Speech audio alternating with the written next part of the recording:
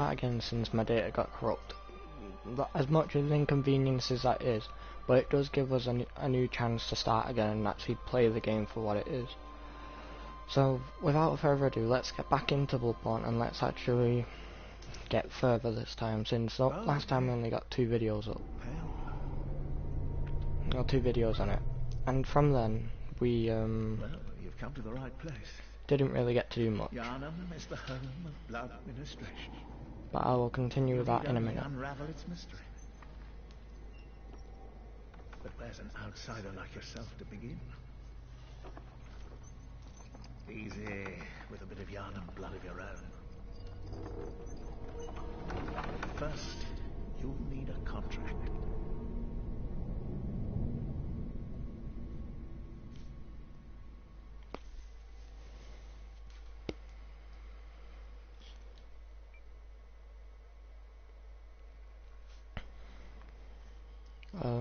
The name we're going to decide is, I would say,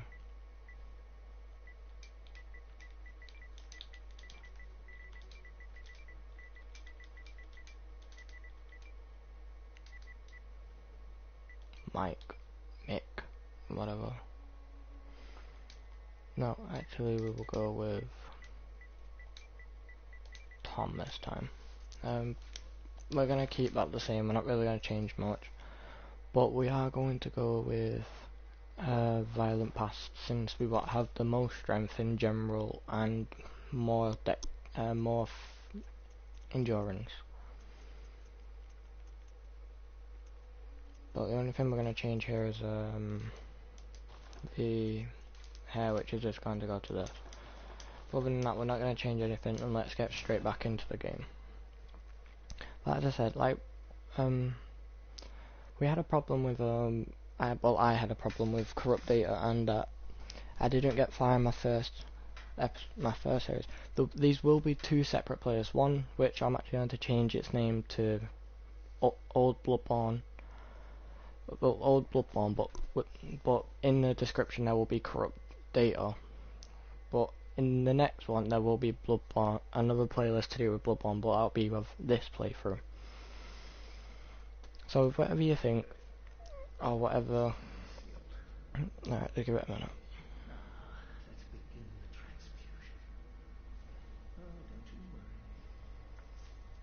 From what I've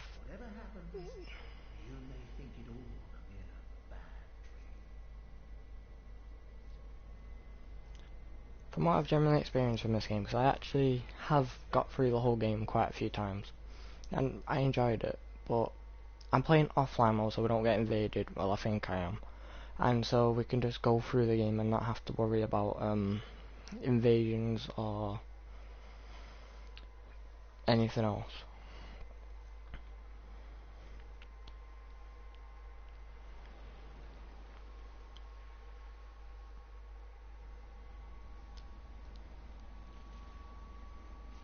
So, at the general moment, we're in a vulnerable state of entering the hunter's, well, not the hunter's room, or Yharnam, in its beastly scared stage, but we get protected from something. I've never actually found out what it is that. I assumed it was the messengers, or it was something else, which the messengers being that little creature.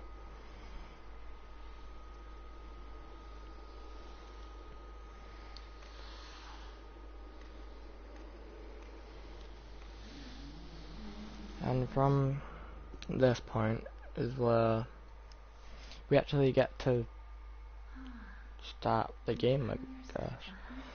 But our build we are aiming for is going to be mainly strength, endurance, and health. So we're going to try and my screen's kind of like there's like someone in front of me. It's really bugger. So I've never seen that before. But we're going to look at pretty much every note we see and anything else. So I'll leave it up for like a few seconds to give you a chance to read it. So what it says is handwritten scroll, seek pale blood to transcend the hunt. But from what I've actually seen in the game, we get called the pale blood in the first one before we make our contract to become a. Well, I think I'm flying. Give me a second. I'm not flying. But we were called a pale blood before we signed a contract of becoming a hunter. There is two ways that you, but we're going, as you see, we have to fight this werewolf. There is two ways to do it. So either you get killed, or you can backstab it, and then then do a visceral attack. But other than that, I'm probably gonna die here, to be honest. So I've not got this fight down, and I keep missing the dodge. And the way I've actually beat this enemy quite a few times is just beating it down with the minimal damage that we can actually deal. So from here, as you can tell, I've actually not played Bloodborne in about 3-4 months maybe, and I'm not used to its gameplay anymore. Whereas in the first episode that I did, I was actually kind of experienced, but I did die in my second episode. But from here, as you can tell, I've just been killed because of a mistimed quick step. But this gives us the advantage to go get a weapon, which I am probably, I don't know.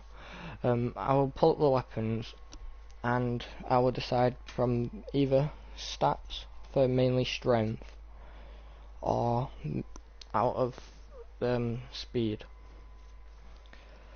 But as you see, this is the hunter's dream, which is really rather nice looking, or beautiful as you could say, when all the mist clears. But my opinion on this game, and I've never actually told anyone my opinion, is that the game is really good, other than a few mechanics that don't work with the game. And I forgot to read what it said. Oh, I'm sorry, I can't read it now. So basically, I'm probably either going the game that when I was talking about, because I was talking about the game, I got distracted. I'm sorry. Well, I got distracted. It's not my kind of thing that I do. But the game's general aesthetic, all them, as you'll see in a few minutes. But let me just pick a weapon, and I'll talk more about the game. So we got the saw cleaver, which its stats are, it does 97 damage, and its description says one of the trick weapons of the workshop, commonly used in the hunting business. This saw, effective at drawing the blood of beasts, transformed into a long cleaver that makes use of centrifugal force. The saw with its set of bloodletting teeth has become a symbol of the hunt and only grows in effectiveness the more grotesquely transformed the beast. So, as you can tell, it'll probably be one of the best starting weapons. Or you could go for damage output but slow, which would be the hunter's axe, which actually does 107 damage. But its durability is higher than the saw cleavers. And its description says, one of the trick weapons of the hunt workshop, commonly used in the hunt, as you would guess the organ. All weapons will say that. Retains the qualities of an axe, but offers a wider palette of attacks by transforming. Boosts a heavy blunt attack, leading to high rally potential. No matter their past, beasts are no more than beasts. Some choose this axe to play the part of executioner.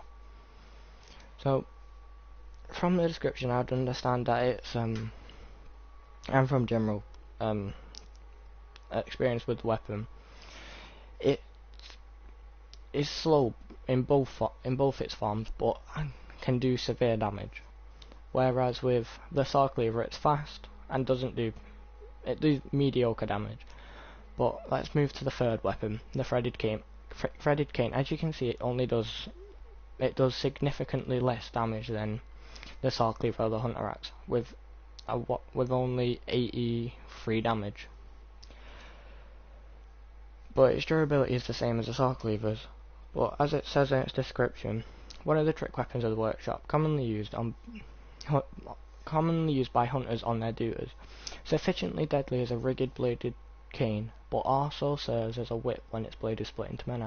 Concealing the weapon inside the cane and flogging the beast with a whip is partly an act of ceremony in attempts to demonstrate to oneself that the bloodlust of the hunt will never encroach upon the soul, I mean. But as you can see from its picture, it's just a general blade with a tipped end, which, and the description even says it does split into different parts.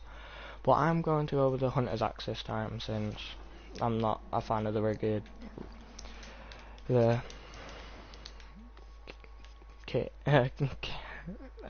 cane. But I'm actually going to read the description of our armour, because we've told as an outsider. So it says foreign garb. Clothing worn upon awakening to the nightmare of blood and beast. Not typical clothing for Yharnam. Perhaps it is of foreign origin. It is said, after all, the traveller came to Yharnam from afar, without memory of who will ever know. Without memory, who will ever know.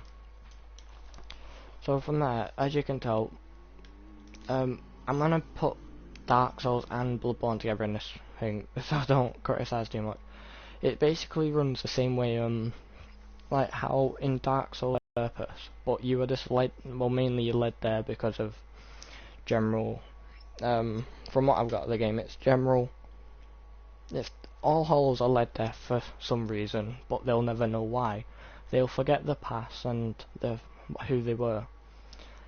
But getting off this topic, we're now going to read what we get now as a left-handed weapon. The messengers offer you a firearm. Choose one firearm. Firearms are wielded with the left hand and employed in beast hunting. So as you can see, we've got the hunter pistol with 70 blood attack, and it only uses one bullet, which are known as quicksilver bullets. Durability is only 100, but its description says pistol made at the workshop for hunters stalking beasts. Hunter firearms are specially crafted to employ quicksilver bullets, fused with the wielder's own blood, boosting damage against beasts. The pistol is a quicker draw than the blunderbuss, allowing for speedier responses to attacks. So basically, oh god, didn't want to do that. In this game you get to do parries with your gun, if you can time it properly. This would work better if you like to parry on the game, and if you don't, you can use the second weapon, the hunter's blunderbuss, which has a measly 20 damage, but has more durability. It is used mainly, as it will say here, a blunderbuss created at the workshop for the hunter's line of work. Hunter's firearms are specially crafted to employ quicksilver bullets fused with the wielder's own blood, boosting damage against beasts. The impact of this highly effective weapon counter beasts' swift movements, and its widespread is not nigh on guaranteed to hit the mark. Basically, the hunter's blunderbuss will work more as, it works like a shotgun. It has a spread range, but can actually stun your opponent by just staggering them. Whereas with the hunter's pistol, you will actually be able to hit them and actually parry them faster than anything else. But from there, I'm probably going to go with the pistol, since it's my favourite one in the game. So as you can see, we've got two weapons now set for this. Alright, I didn't mean to do that, that was a mistake. So from here we get the notebook, which is mainly just to put down and use to help other hunters. But as you saw when we entered the hunter's dream, there's a doll here. When we inspect it, it says an abandoned doll. But from there, I don't really know what to say about it. The game's general aesthetic is, this is the hub. It's kind of like, if you would put in comparison Demon Souls with the Nexus. It works as your hub and the way you get to each individual location. As you can see here, we can go to the room that I just died in. There was never a bonfire here, but now there is, which puts into good reason, well, not bonfire, more lamp. I'm really used to Dark Souls 3 at the minute. I've been playing the game so much with friends, it's actually got stuck in my mind on what it is and how I'll do it. But we're not going to get much done today on this video. The max we're going to do is actually beat one thing. But okay, let's go deal with this enemy that just killed me. But as you can just see, the axe transformed into a two-handed weapon, or you could have it as the one-handed weapon. As I said before, the weapon is quite slow, which is why I'd normally go with a different weapon, but because I'm wanting to go pure strength build, I am probably aiming to go with this one to do with general. It's the strongest output and it has requires the most strength. Explain about this. The game has more of a gothic type era, so more, I'd say Victorian time, but I'm not sure. It would work. It works well as with how the game is and how it looks. The general games supported around olden times, where there was just a scourge of beast, and you were, as was shown in the start, employed to be a hunter to hunt down these beasts and try and either survive or do something else. But every location that you see here, we will actually be able to go to, from what I've seen or what I've done.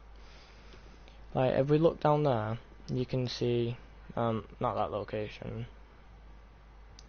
I would say it's further down that way. That little bridge that you see over there, we can actually go there. And the buildings in this game are built, I think, a bit too big to actually be able to stand realistically. But you know, it's a game; it can do what it wants. I'm not a really good. I don't really have any say in how the game would go because I know nothing about them. Like in take-wise on how they're made, other than codes and things, but I don't know anything. But I just heard that we just heard a horrible scream come from, I would assume, over there. But I don't know yet. I can't remember. But these lamps work like you can only travel back to, the Hunted Dream where we just were to get the weapons and items. That's how we get there, but these red lamps that you see here, they burn a sort of incense that will ward off beasts, but as you can see, we can talk to someone in here. These lamps will show you that there is someone inside this house.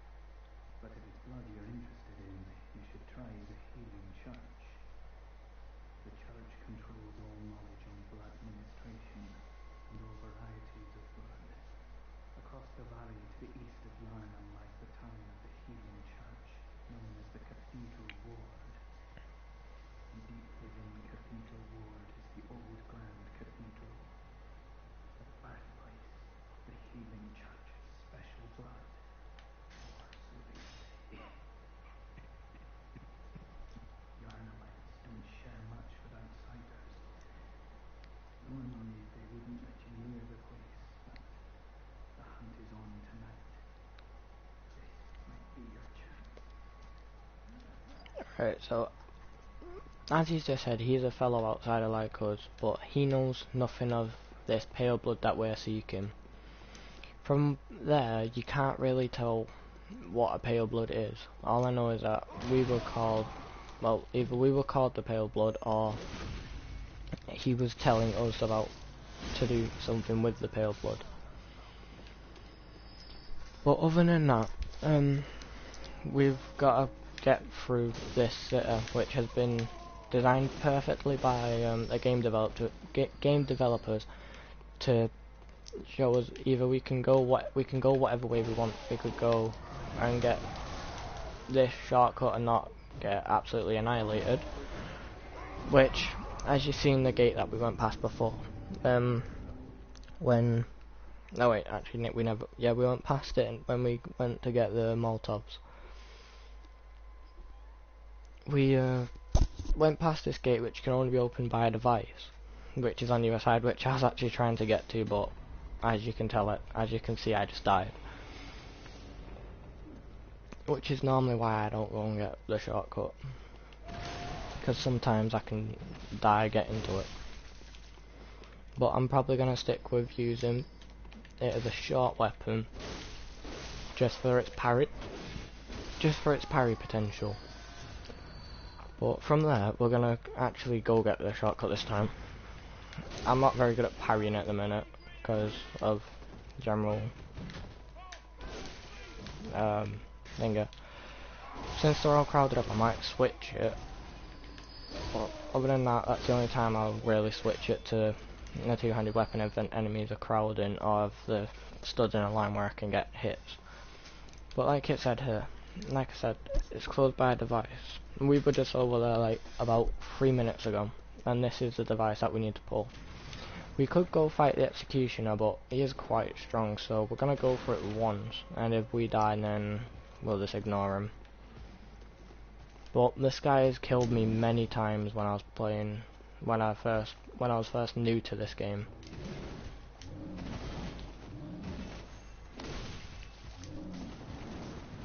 Maybe he won't kill me this time, but you never know.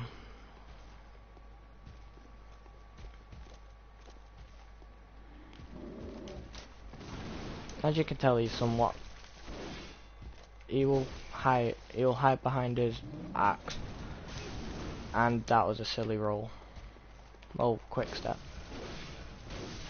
As you can tell, as what's just happened is I've actually managed to win with just about a bit of luck. But let's get going into. Let's go further into Yharnam, where, as you can tell, there's another person inside the house somewhere, if I'm correct. I think it's up here, next to this burning beast. But there's a Molotov there, and if you listen carefully, you can hear someone crying. Well, you did. It's kind of gone. So we're gonna knock on the door and see what he says.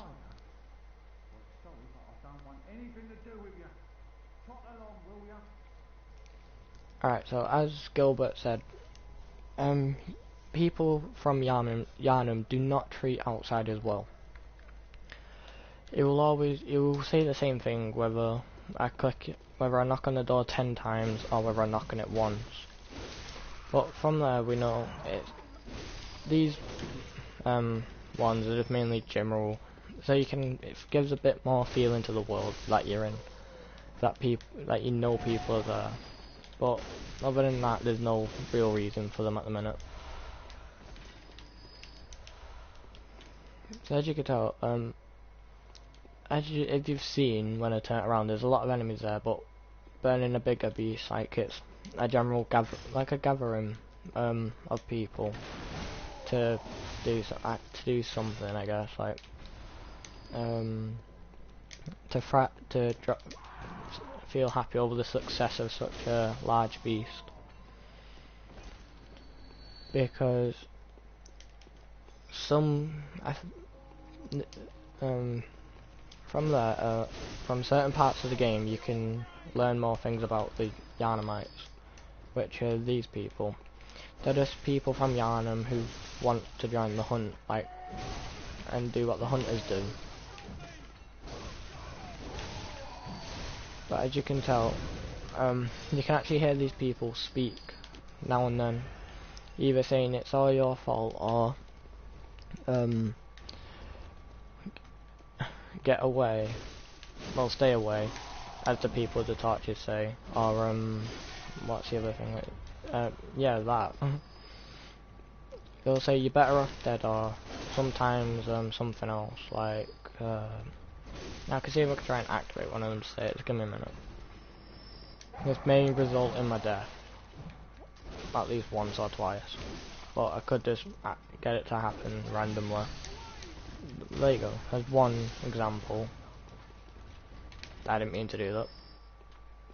Sometimes controller inputs always, they can do like a gesture. From there, and that I'm a beast. But from that you can generally see that they would see me more as a beast as I would see them. But whether they're just normal people or not.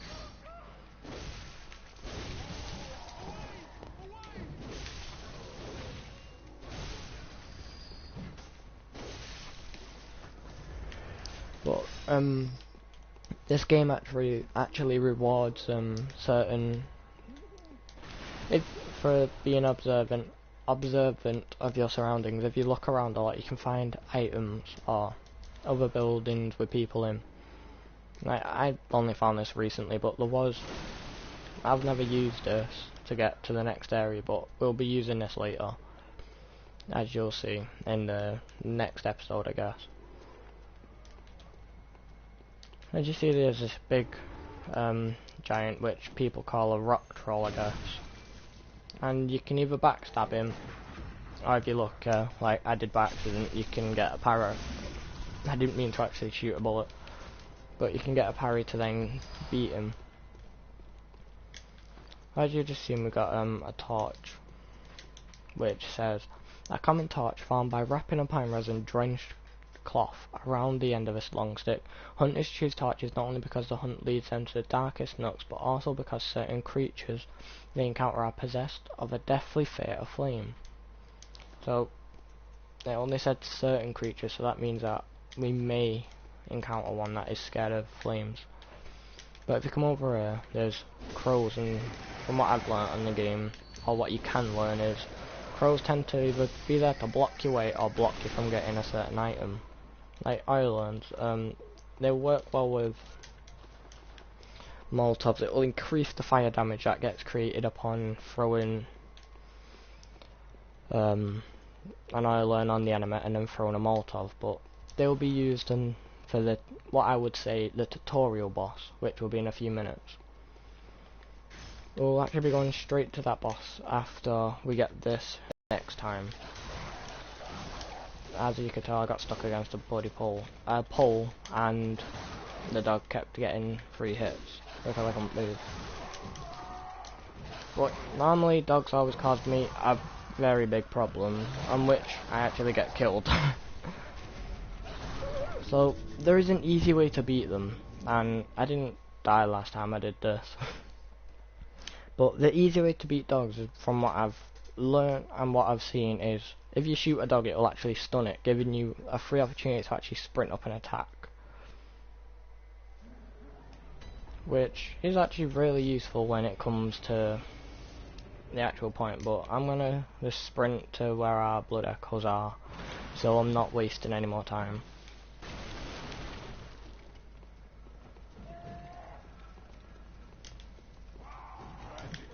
And you can see, but before when we went over here there weren't that many people, but they're all walking to here to gather up. I don't know why, it's just the way the AI is actually, its set path is to walk over here, and I've never actually understood why. But yeah, you're gonna want to either dodge to the side or roll away, or what, like I just did, accidentally jump to the left, roll to the right. But from here we're gonna actually pull out our gun, not pull out that. We're gonna shoot this dog so it falls over, then run attack, just to quickly kill it, and then do the same with this dog, which is the reason why I got killed. So from there we got 6 blood echoes, and now we're stuck in a corner. More blood vials, I mean. But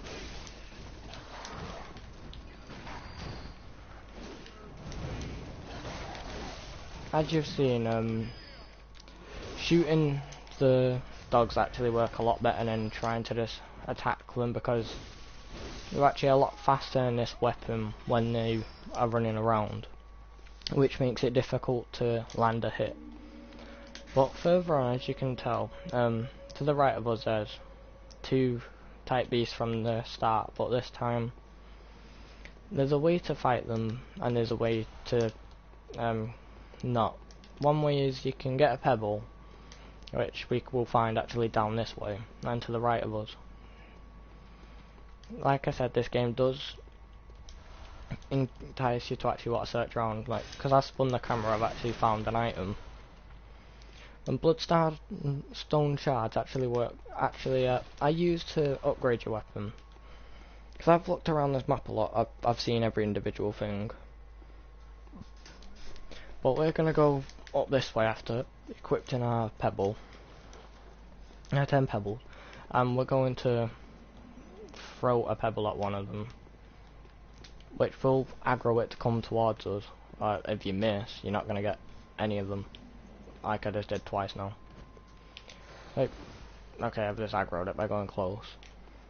But that's going to sprint over to us, and we want to kill this one as fast as possible before the second one gets aggravated towards us as well. Because when both of them are there, it makes it kind of challenging to fight. Never mind, they're both here. As you can tell, I've got to move around a lot now because there's two of them instead of one, which is a bit of a problem sometimes when they both swing near the exact same time and when they're constantly rushing you. You could throw a Molotov and deal high damage to quickly finish one of them off, but normally what I would do is I would try and backstab them both as fast as I can to get a quick visceral attack and not use up a Molotov. Because as you will see in a few minutes, in like a minute or so, we actually needed as many Molotovs as possible for the fight that we're going up against. For the enemy we're going up against. As you see, I've got more blood vials, which they drop quite a few of them, or the odd time they'll drop a bloodstone shard if you're lucky. But from here we need to watch out of your surroundings because there will be an enemy to the left of you that will try and ambush. And there is an item down there, but we'll get that in the next video. So we're going to go down here to the shortcut where there'll be two enemies. As you see, we're going to need a torch here because this area is really dark. Normally you won't be able to see that much without the torch, so you'd always want to get the torch just for this general area. So we're going to continue down these stairs, and then we're going to attack. Well, we're going to dodge past this guy because it's not that he hits hard, it's just he's a bit of a nuisance. This guy will actually attack if you go past him without killing him, but he does give you bullets, so that's useful. And as you can tell, that there's like a shine here, and it's another message that says, "When the hunt began, the healing church abandoned us, blocking the great bridge to the cathedral ward, as they burned old Yarnum to the ground on that moonlit night." So, from what we've seen on the game, we didn't know there was an old Yarnum. We knew there was Yarnum, but not another version of it. So from here, we're gonna go up this stairs and roll because this guy will try and either attack you with the torch or he'll actually try and attack you normally. Which, if I'd stop doing gestures, it would be useful. We could either get a blood vial or nothing. And as you can see, we've already been here because there's the lamp we spawned at. This is the shortcut that we're going to need in case we die. This video is only going to be going on for another, I'd say, 5 minutes, because we're just going to deal with these enemies up here, which either you could run past them or you could kill them, it's your choice. Right now I'm actually just going to run past them just to get this over and done with, where I'm going to put my oil urn on in my item slot, which is the down arrow, where up arrow would be to give you extra 5 bullets, which actually come in handy.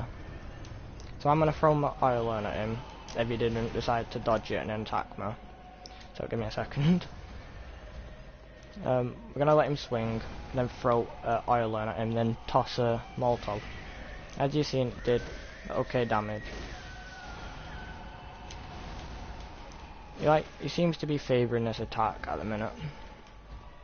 So we'll let him take a swing, then we'll throw another Molotov if he doesn't jump over it.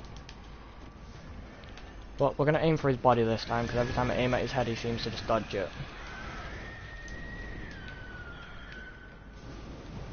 We're going to use all our Molotovs on this fight, just for one reason. Because it's easy damage that would be useful.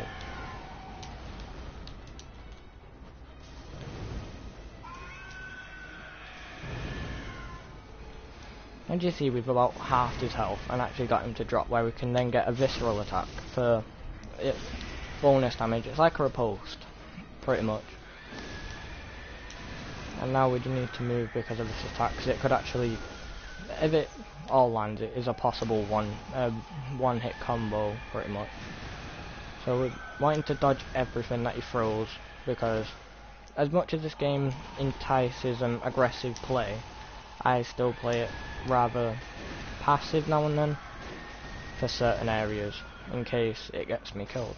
But we're going to switch to our weapon two-handed just to do a tiny bit more damage, because every damage point counts here. Where, as you've seen, I didn't get the repulse, but I did just drop him again for extra damage.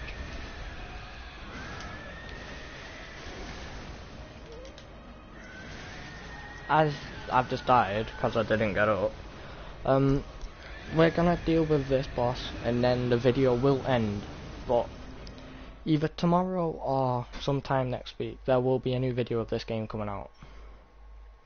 Sorry if my videos are always really late, but I'm trying to, it's more, I feel more comfortable doing it this time. And why did I spawn here? But okay, let's just quickly grab this item and run to the boss. Sorry for the damn gestures. Sorry for the inconvenience and it taking so long to actually get this video over and done with. I would have finished it about, I should have finished this video 6 minutes ago, but as you can tell, I've got a set priority to actually get to do one boss. One boss a video, which there's only like, say, 14 bosses, maybe, not counting Chalice. So let's quickly run to the boss and do the fight. But we have no Molotovs this time, so that's a problem. So we can't do that extra damage, but we won't need these pebbles anymore. You could just run past this guy. We're gonna need to pull the torch out to see. Just roll away so we don't hit now. Keep running, just avoid everything that's in your way if you're wanting to get there faster. But like I said, you could just kill everything if you want. I'm just wanting to get through the favouring that attack again, which gets annoying sometimes. Because this boss can't be parried, I don't think. I'd put my gun away because it's just a waste of a slot if I don't have it on.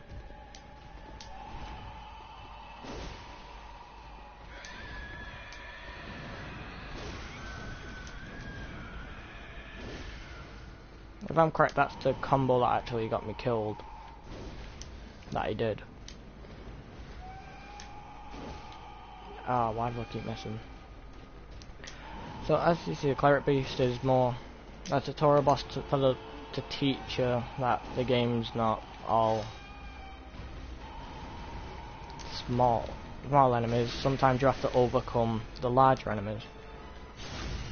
So we got an early riposte, early visceral, which is really good for just the extra damage. But I find playing unlocked slightly better than playing locked on, because I find the rolling a lot better and faster than the quick step, even though the quick step requires less stamina. Which stamina is pretty much the key in this game. As long as you have stamina, you can still do attacks or escape routines, but either one. I've found rolling away from the boss not always the smartest choice, which I've just done there. I'm actually going to have to run away for a second just to heal. But from the start, I've actually managed. I sometimes would, since I've not played the game in so long, or because I'm just not playing properly, or because I'm actually really bad at the game, the Cleric Beast can give me a bit of trouble sometimes, and it would to some new players as well, because he'll take them by surprise by where he is. You wouldn't expect to see an enemy like this straight away if you're a beginner to these type of games. Even to some veterans to the game, he actually surprised quite a few people by Well, I would assume he surprised quite a few people by just being here.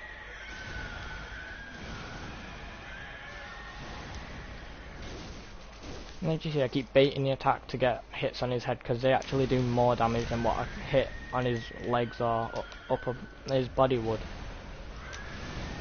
And more damage, more less time it would take to actually beat him.